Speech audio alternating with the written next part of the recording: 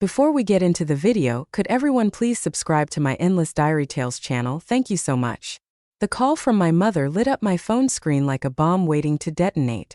After 5 years of silence, there it was, her name still saved as Mom. Despite everything, my finger hovered over the decline button. But something made me answer. Ingrid, sweetheart. Her voice hadn't changed. That same sugary sweetness that once convinced me she actually cared. I'm Ingrid Wright. And the last time I heard that voice, she was explaining why my brother King deserved our family estate more than I did. Because he's the man of the family now, she said, as if that made perfect sense in 2023. What do you want? I kept my voice steady, gripping my coffee mug so hard my knuckles turned white. Can't a mother check on her daughter? A pause. I've been thinking about you. I laughed, the sound harsh even to my own ears. 5 years of not thinking about me. And now suddenly I'm on your mind? My office door cracked open and Rosalind, my best friend and marketing director, poked her head in. One look at my face and she knew. She slipped inside, closing the door quietly behind her. Actually, darling, Mom continued, I need to discuss something important with you about the future. The future?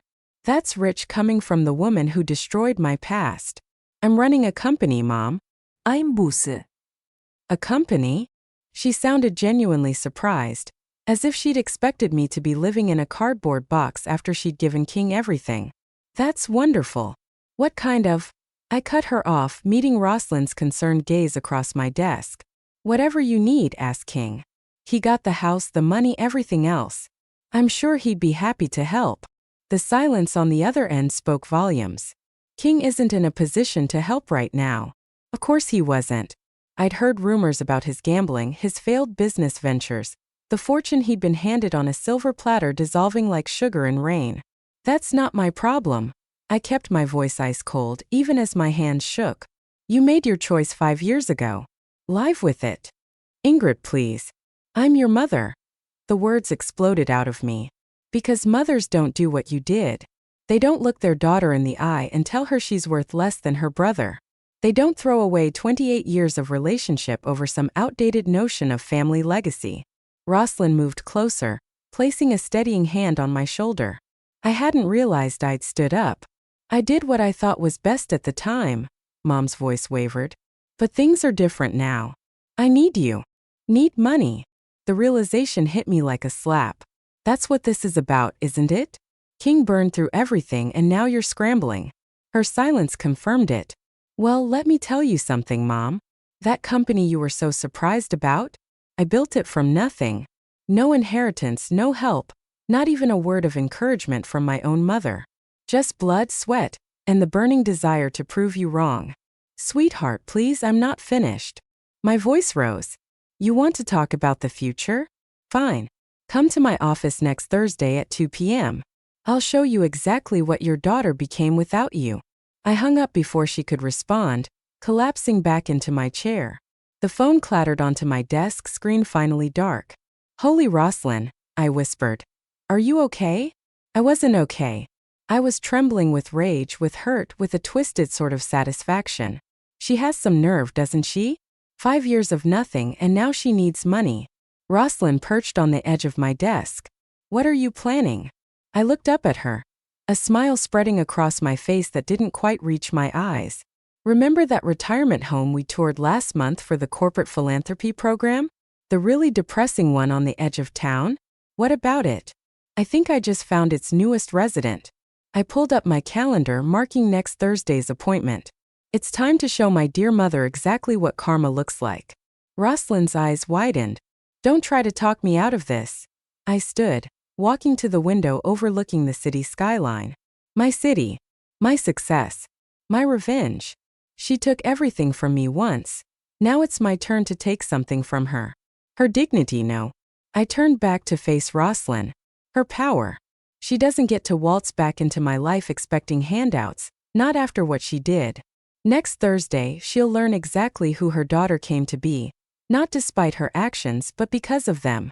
The sun was setting behind me, casting long shadows across my office floor. In 1 week, I would face my mother again, and this time I'd be the one holding all the cards.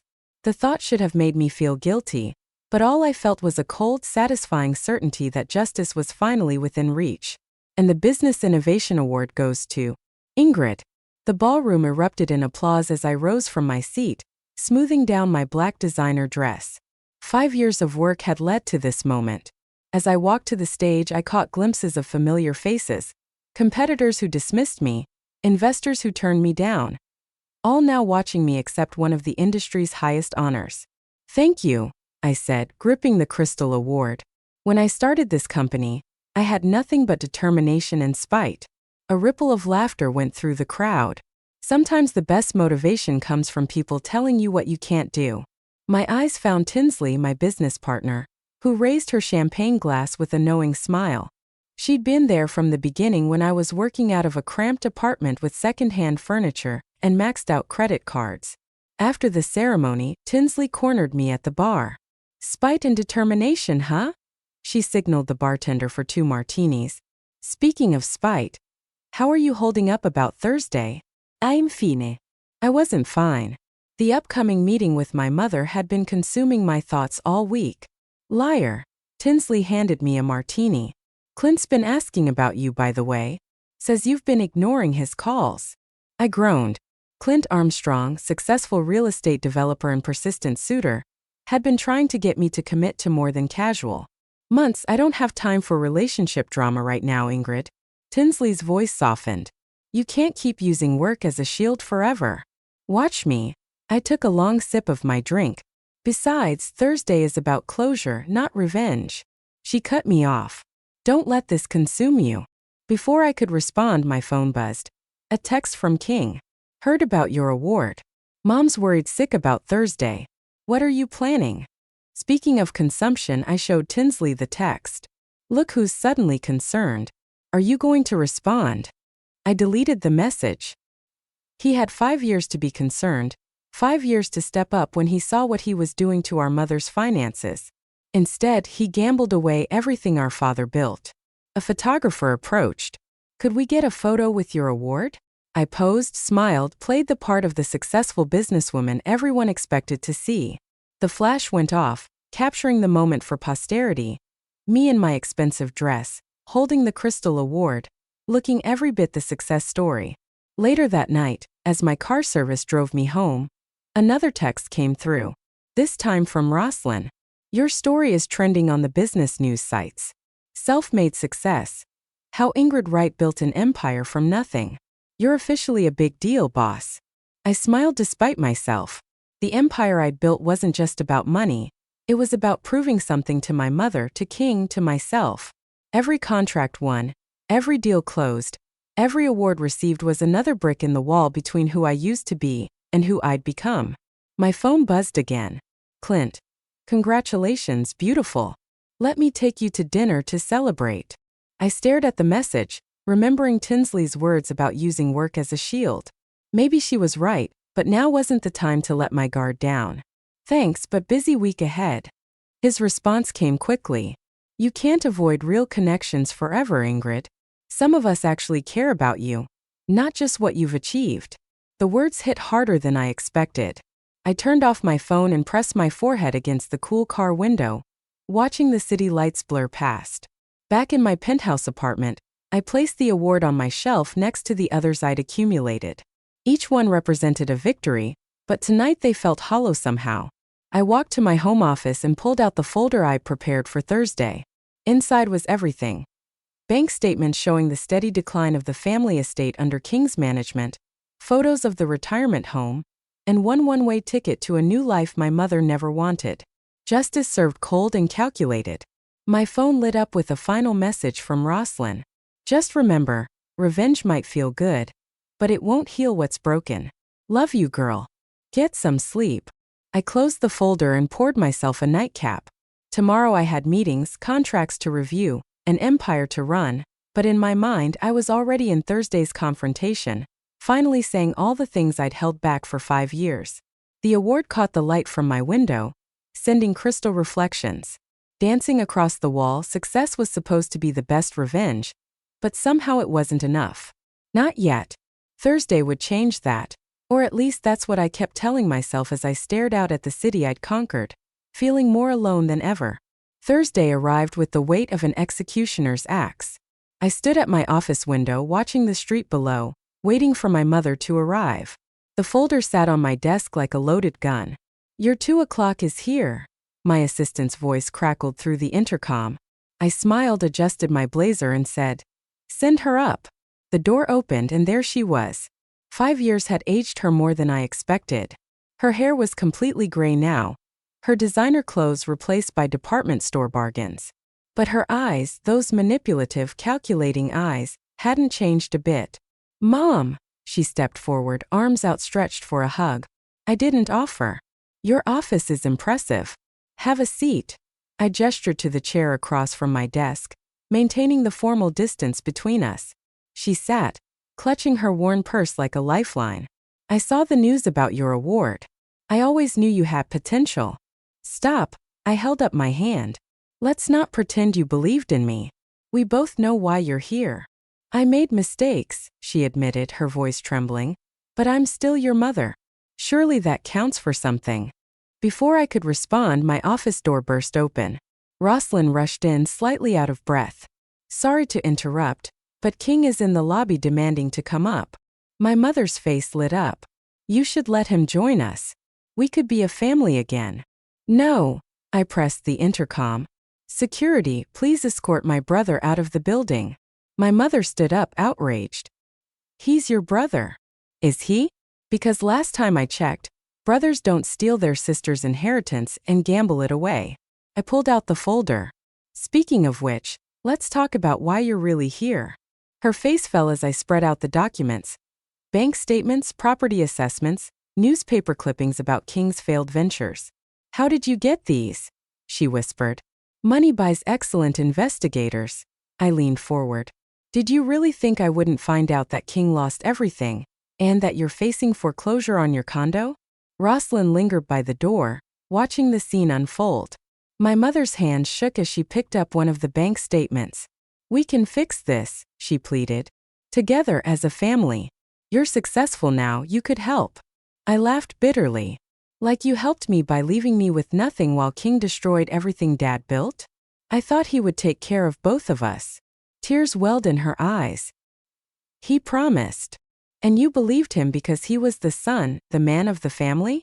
I stood up, walking to my awards shelf. "While you were believing in him, do you know what I was doing? Working 18-hour days, living on ramen noodles, building something from nothing because my own mother decided I wasn't worth investing in."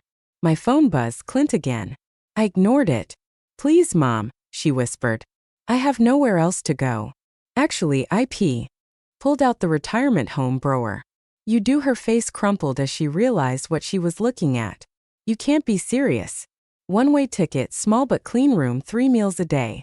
I slid the admission papers across the desk. "More than you gave me." Rosalind stepped forward, her voice soft. "Maybe." "No," I cut her off. "This is happening." My mother stood up, anger finally breaking through her facade of remorse. "I raised you better than this. You raised me to be exactly this." I met her gaze steadily, calculated, ruthless, focused on what I deserve. "Remember those lessons, Mom? The ones you taught me while explaining why King deserved everything and I deserved nothing." A commotion outside drew our attention. King's voice carried through the door, arguing with security. Mom moved toward the sound, but I blocked her path. "Sign the papers," I said quietly, "or leave with nothing. Your choice." She stared at me for a long moment, tears streaming down her face. "What happened to my little girl? She grew up. She learned. She succeeded." I pushed the papers closer.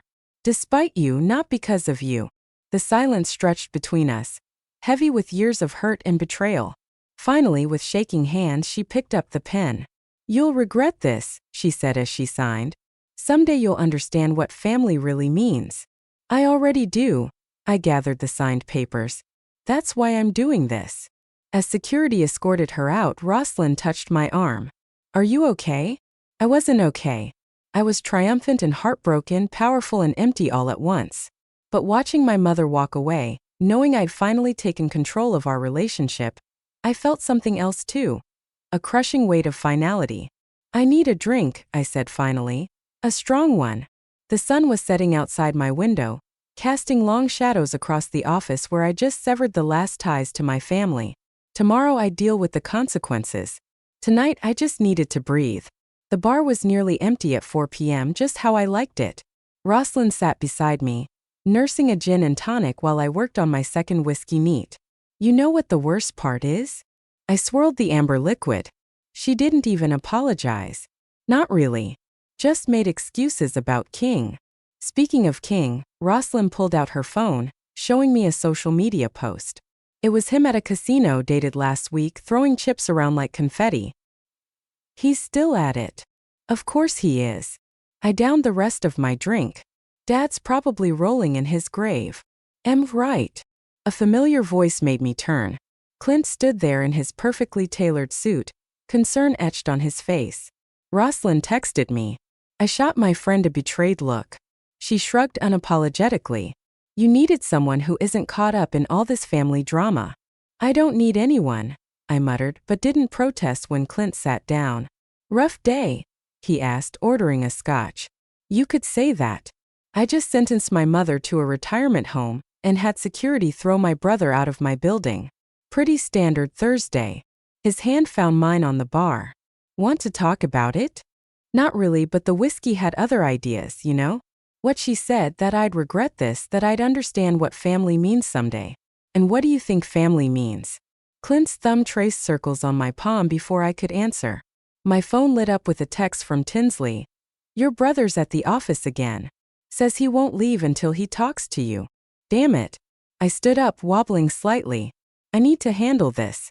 You need to sit down, Clint said firmly. You're in no state to handle anything. I'm fine. I grabbed my purse. Rosalind, you coming? She looked between me and Clint. Actually, I think you should let him drive you. Traitor. But I didn't argue when Clint led me to his car. His hand steady on my elbow. The drive to my office was quiet until Clint spoke. You know, pushing everyone away won't make the pain stop. Worked so far. I watched the city blur past. Built an empire, didn't I? At what cost? I didn't answer.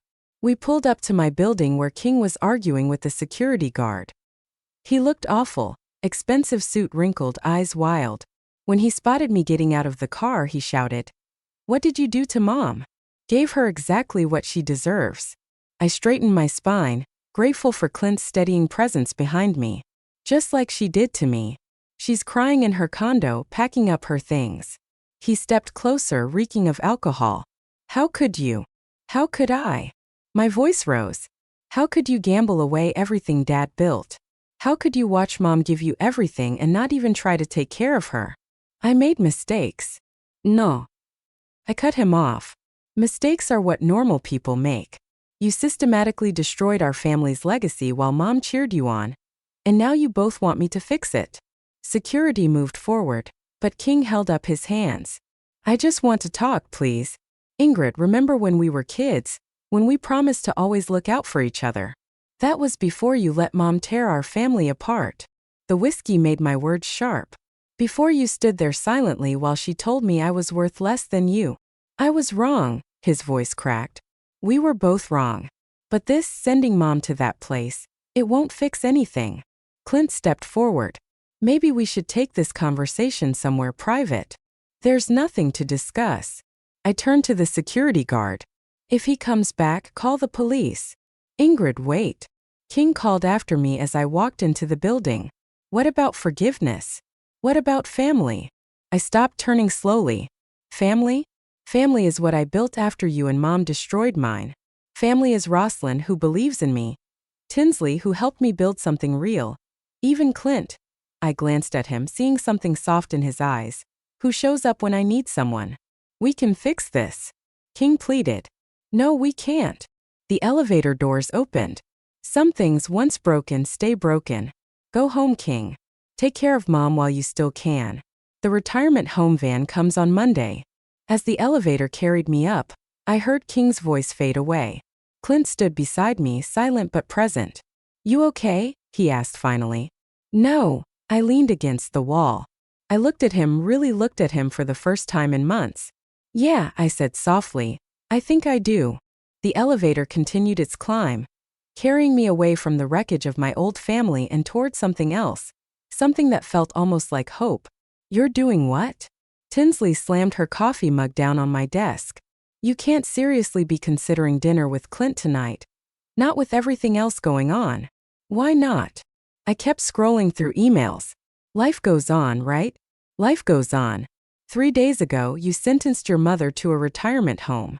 Your brother's having a meltdown, and now you're going on dates? I finally looked up. What do you want me to do, Tinsley? Sit at home and cry about my broken family? No, I want you to process what's happening instead of. My phone buzzed Mom's number. I declined the call. That's the 3rd time today, I said. She's getting desperate. Can you blame her? Tinsley perched on my desk. Monday's coming fast. Before I could respond, my assistant's voice crackled through the intercom. Miss Wright, there's a situation in the lobby. Your mother. What about her? She's here with some reporters. Something about elder abuse and family abandonment. My blood ran cold. She wouldn't. But when I pulled up the lobby security feed on my computer, there she was, my mother surrounded by local news cameras, tears streaming down her face as she told her story. That manipulative. I grabbed my phone, dialing Roslyn. Get PR down there now. Full damage control. Already on it, Roslyn replied. But Ingrid, this looks bad. Really bad. I watched the scene unfold on my screen. Mom was playing it perfectly. The devastated mother betrayed by her successful daughter, abandoned in her time of need. Should we call security? Tinsley asked. No, I stood up. That's exactly what she wants. More drama for the cameras. I straightened my jacket. I'm going down there. Ingrid, wait. But I was already moving, anger propelling me forward. The elevator ride felt endless. When the doors opened to the lobby, camera flashes nearly blinded me. There she is. Mom's voice carried across the space. My daughter, who built her empire on the backs of her family. I walked straight toward her, my heels clicking against the marble floor. The camera swung to follow me. Mom, I said evenly, loud enough for the microphones to pick up. Let's talk about family, shall we? Should we start with how you disinherited me, or how you watched my brother gamble away our father's legacy? Her face faltered. This wasn't part of her script. Right. One reporter stepped forward. Your mother claims you're forcing her into a substandard retirement facility. The same facility where our company sponsors senior care programs? I smiled coldly. The one that costs more per month than most people's mortgages? That facility. Mom's tears dried up remarkably fast. Ingrid, please no. Mom, you wanted to do this publicly. Let's do it publicly. I turned to the cameras. 5 years ago, this woman gave my entire inheritance to my brother because in her eyes, he's the man of the family. Now that he's lost everything, she expects me to bail them out. The reporter's interest visibly shifted. One of them already had his phone out, probably fact-checking my claims. That's not what Mom started, but I wasn't finished. The retirement home isn't punishment. It's more than she gave me when she left me with nothing. It's more than she deserves after watching my brother destroy everything our father built. Cut the cameras, one of the reporters muttered. This wasn't the story they'd come for. Mom stood there, her performance crumbling as her plan backfired. I only wanted to talk to you. No, you wanted to manipulate me again. I stepped closer. But I'm not that little girl anymore, Mom. Your tears don't work on me now. The reporters were already packing up, their interest in the poor abandoned mother story evaporating as the truth emerged.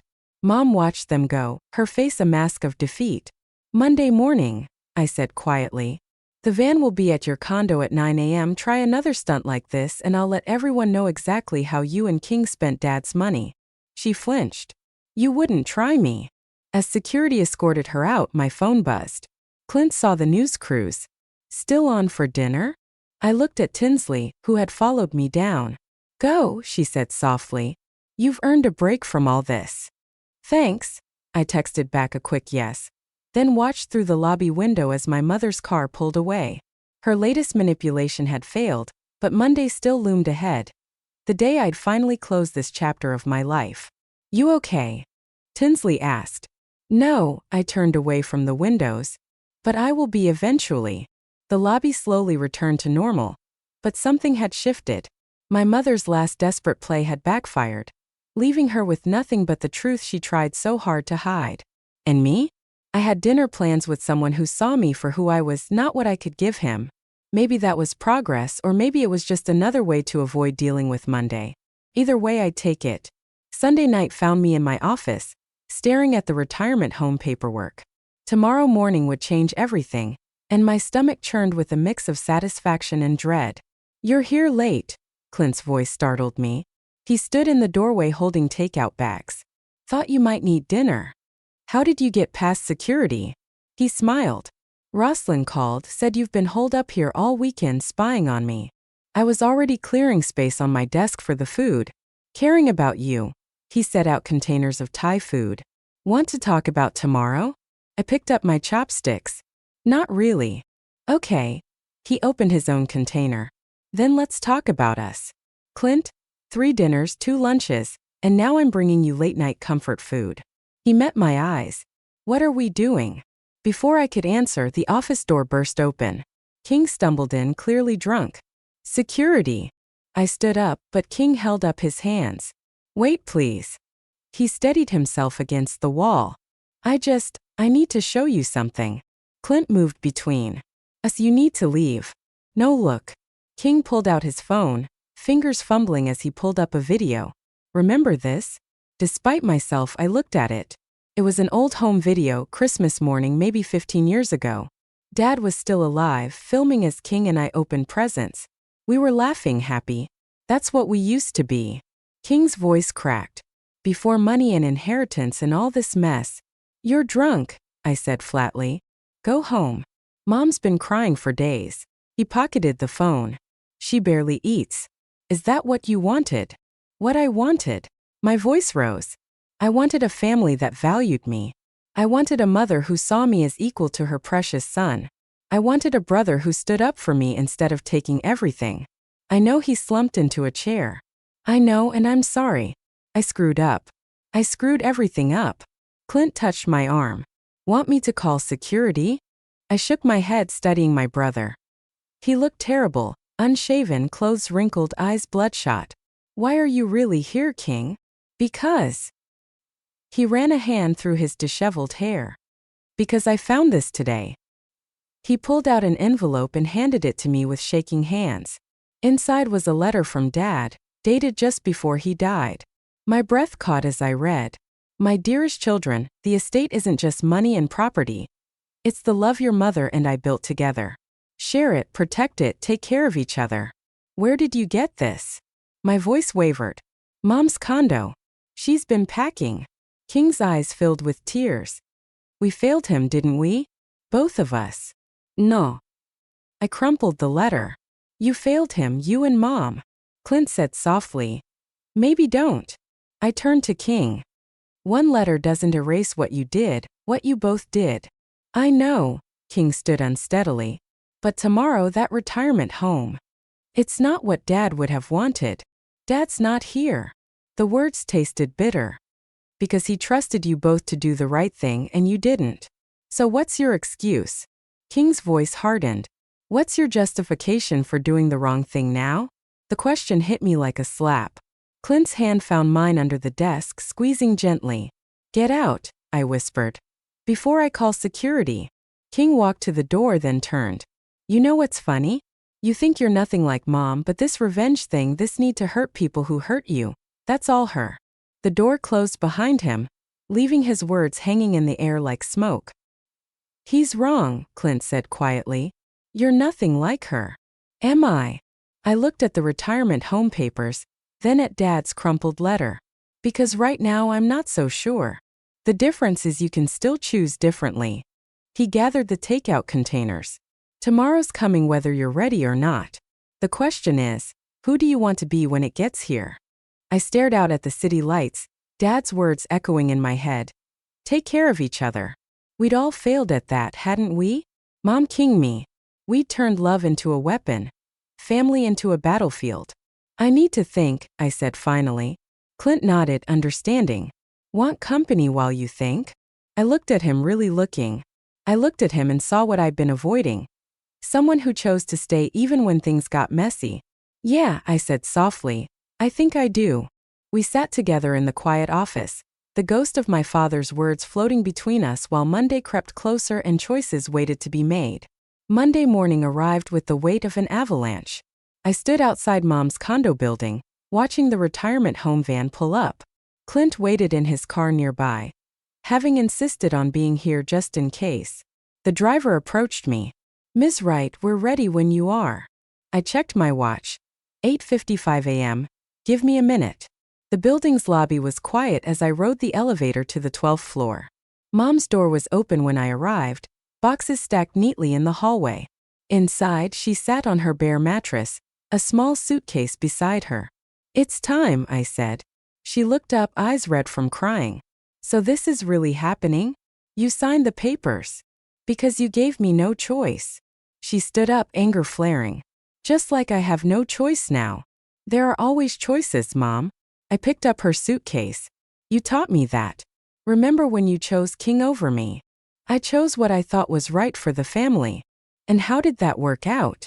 A noise from the hallway made us both turn. King stood there looking surprisingly sober. What are you doing here? I demanded. I came to help Mom move, he said, stepping into the room. And to give you this. He held out an envelope. What is it? Open it. Inside was a check, a big one. I looked up confused. It's everything I have left, King said quietly. My savings, my investments, everything for Mom's care. Mom gasped. King, no. Yes. He turned to her. I did this. I took the inheritance and wasted it. Let me try to fix it. I stared at the check, then at my brother.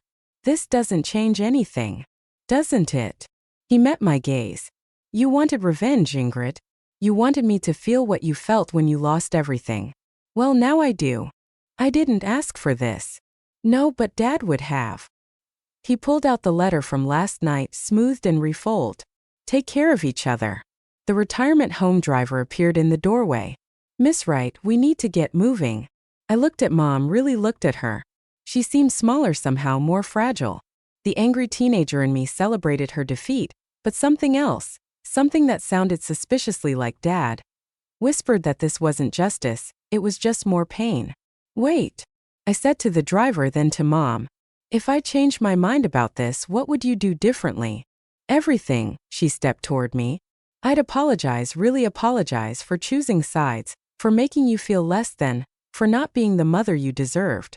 And, I prompted, and I'd try to earn back your trust, not with excuses or manipulation but with actions. She glanced at King. We both would. I pulled out my phone, dialing quickly. Rosalind, remember that downtown condo project Clint's company is developing? The one with the senior living floor? See if there's a unit available. Mom's eyes widened. Ingrid, this isn't forgiveness. I cut her off. But maybe it's a start. King moved to hug me, but I stepped back. Don't. This is conditional. You both need to prove you mean what you say. Anything, Mom whispered weakly. Family therapy, both of you and King. That check goes into a trust fund control for Mom's care and living expenses. No more gambling. They nodded, hope replacing desperation in their eyes. I met Mom's gaze. If you ever try to pit your children against each other again, the retirement home will look like a luxury resort compared to what comes next. She flinched but nodded. I understand. The driver cleared his throat awkwardly. I waved him away, then turned back to my family, this broken, messy thing we'd become. Dad's letter was right, I said finally. We're supposed to take care of each other, but that means all of us equally. No favorites, no manipulation, no more games. Through the window, I saw Clint getting out of his car, concern evident even from 12 stories up. He'd been right too. I could choose differently, be different. The condo won't be ready for a few weeks, I told Mom. Until then, you can stay in my guest room if you respect my boundaries. She nodded, tears flowing freely now. King looked like he might cry too. Don't make me regret this. I warned them both as we left the condo, Mom to my car, King to help with the boxes. I felt something shift. Not healing exactly, not yet, but maybe the beginning of something new, something that honored Dad's memory better than revenge ever could. Clint met us at the curb. Everything okay? I looked at my strange, damaged family, then back at him. No, I said honestly. But maybe someday it will be. And how does that make you feel? Dr. Patterson leaned back in her chair, watching me carefully. I glanced at Mom and King sitting across the room. This was our 10th family therapy session, and somehow it still felt like pulling teeth. Honestly, I shifted in my seat. I'm tired. Tired of being angry. Tired of holding on to the past. That's progress, the therapist smiled. Last session, you couldn't even admit to being angry. Mom cleared her throat. I have something to say. She pulled an envelope from her purse. I've been working on this for weeks. She handed it to me. Inside was a deed to the family estate. I don't understand, I said. King lost this in the bankruptcy. No, King spoke up. I sold it before the bankruptcy to a holding company owned by Mom with the money you gave her for living expenses. I felt my anger rising. Let me finish. Mom touched my arm. I bought it back because it never should have been divided in the first place. Your father wanted it shared. She pulled out another document. This puts the estate in both your names equally. Dr. Patterson nodded approvingly. That's a significant gesture, Yvonne. It's not enough, Mom continued. But it's a start, a real one this time. I stared at the papers, emotions warring inside me. I don't need this anymore. I built my own life. We know, King said softly. That's why we think you should decide what happens to it. The room felt. W's speech toward a future built on choices rather than consequences, and for once that felt like enough.